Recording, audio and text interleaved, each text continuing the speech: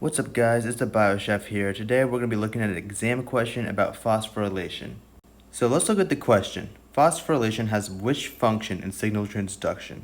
So before we answer this question, let's ask ourselves, what is phosphorylation? So phosphorylation is a type of post-translational modification that involves the transfer of phosphate groups from ATP to a specific protein.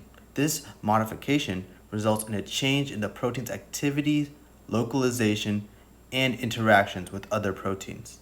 So now when we look at the question, phosphorylation has which function in signal transduction? Will it be A, provide nucleotides for synthesizing RNA, B, generate energy to power the response, C, flood the cell with phosphoric acid to amplify the signal, or D, cause structural change to the proteins?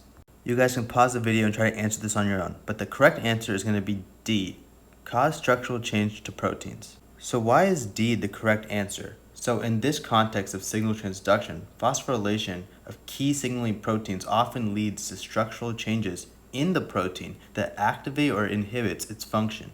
For example, phosphorylation may trigger a conformational change in the protein that exposes a new binding site or disrupts an existing interaction, leading to the initiation or termination of a signaling pathway.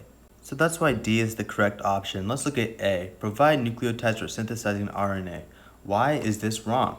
Well, the statement is incorrect because phosphorylation is a process that occurs in proteins and not in nucleotides. Those are two separate things. Nucleotides are the building blocks of RNA and DNA. These do not play a role in phosphorylation at all. So that's why A is wrong. Let's look at why B, generate energy to power the response, is wrong.